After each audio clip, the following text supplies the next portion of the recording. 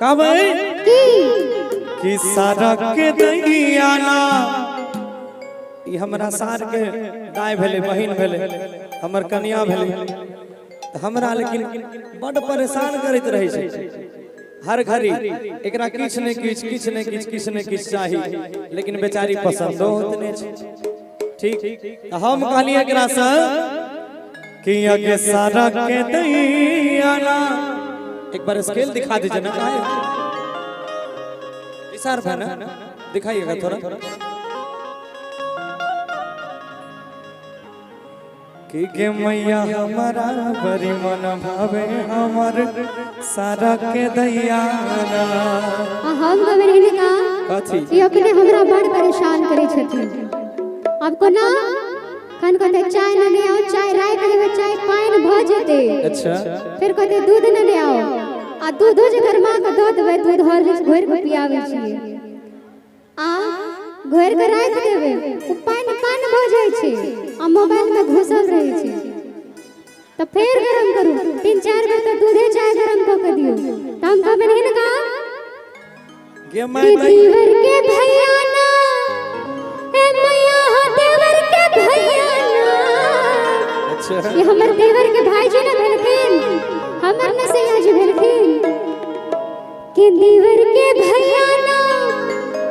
ए मैया हो देवर के भैया ना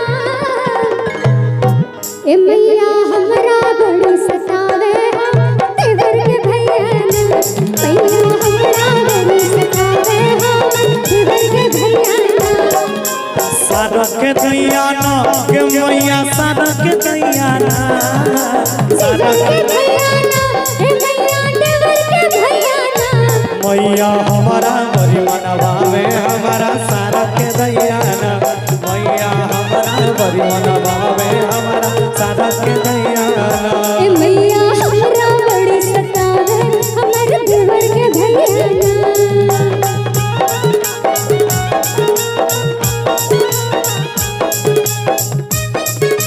क्या बात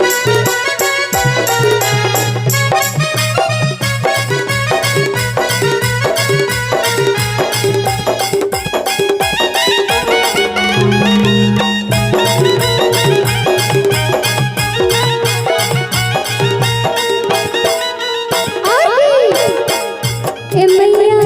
दिन भर हमरा से गड़ दबावे ए मैया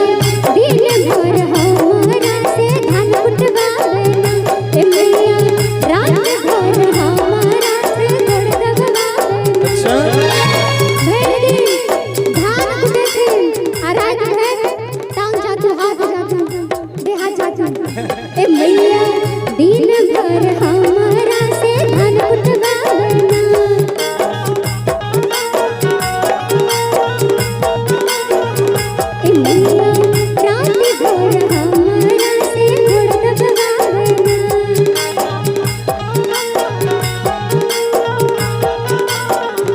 देवर के भैया ना ए मैया देवर के भैया ना अरे देवर के भैया ना ए मैया देवर के भैया ना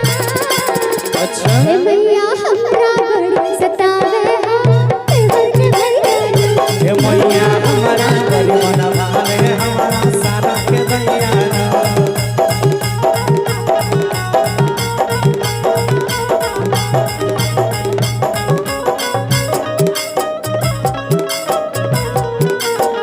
तोहरे के कनिया बनाई दे धनिया हो रह तुझे जातिया बारे रमा आ तोहरे के दूल्हा बनाई के जानू क्या बात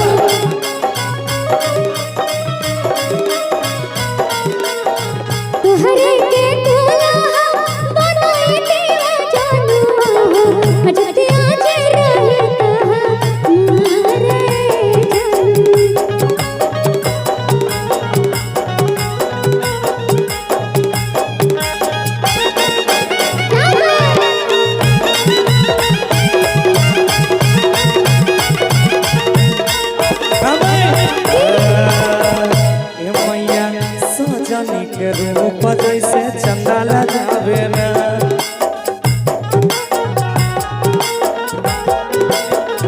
हे मैया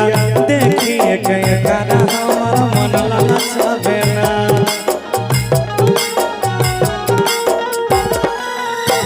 हे मैया सजनी के रूप जैसे चंदा लगावे ना हे मैया देखिए के करा हमर मन ललचावे ना और कि अगिया लगावे ना कि दिल में अगिया लगावे ना कि अगिया लगावे ना कि दिल में अगिया लगावे ना ये कन्या की उठा अरे कुल मिला के तो ही कने कहै छी का भाई कि मैया हमारा बड़ी मन भावे हमारा सारा के दैया मैया हमारा बड़ी मन भावे